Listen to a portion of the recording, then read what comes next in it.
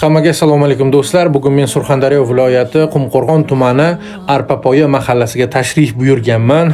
Bu tashrifni asosiy maqsadi, sababi mana shu yerda hozir bemor bo'lib yotgan Alisher akamiz Eshnayev bo'ladi. Do'stlar, bilasizlar, bunaqa videolar umuman masalan Instagramda joylamaganman, lekin mana shu inson uchun, mana shu yordamga muhtoj qolgan insonlar uchun agar bizning foydamiz tegmasa, biz nima qilamiz? Masalan, o'sha ijtimoiy tarmoqdan shug'ullanib, ijtimoiy tarmoqdan foydalanib nima qilamiz? Bilaman, oramizda yaxshi insonlar, saxiy insonlar juda ham ko'p do'stlar. Mana shu insonni oyoqqa turib ketish uchun ozgina bo'lsa ham hissasi qo'shilsa kimnidir do'stlar, biz juda ham xursand bo'lamiz. Ana shu ozgina qo'shgan hissangiz inshaalloh nasib bo'lsa o'zingizga million barobar bo'lib qaytadi do'stlar. Shuning uchun hozir men Alisher akani sizlarga men ko'rsataman. O'zlari ozgina o'zlari haqida ma'lumot berib o'tadilar. Alisher aka, assalomu alaykum.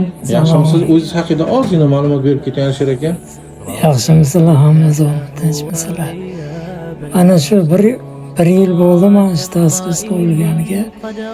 1-2 oydan beri og'ir ahvol bo'lib qoldi. Holat shunday. Do'stlar, men holatni o'zingizlar ko'rib turibsizlar. Mana shu yerda shish bor, qorinlarda shishlar bor. Hozir aniq tashxis nima?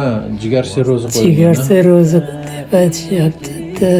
Nimasi? Yana qanaqa qo'shimcha biror narsalar bormi yo'qmi? To'liq ma'lumot bersangiz, odamlarga yaxshiroq bo'ladi. Endi uni nimada bor? To'liq ma'lumotlar shu nimasida, ro'yxatda bor.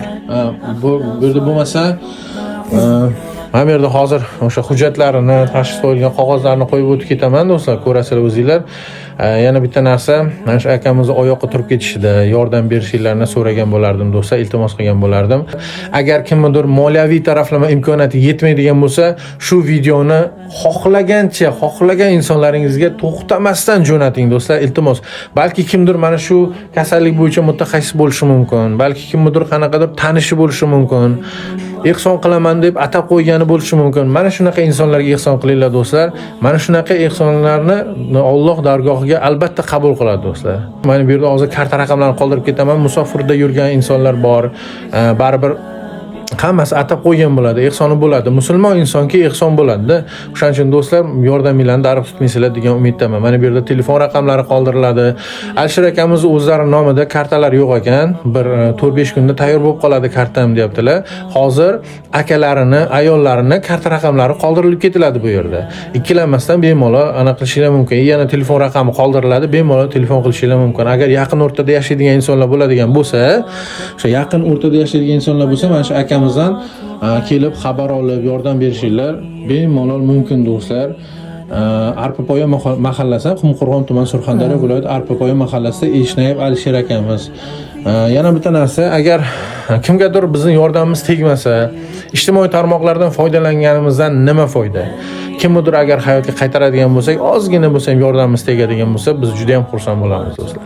Hammaga yaxshi kayfiyat tilayman, sog' bo'linglar, salomat bo'linglar, o'zingizlarni ehtiyot qilinglar.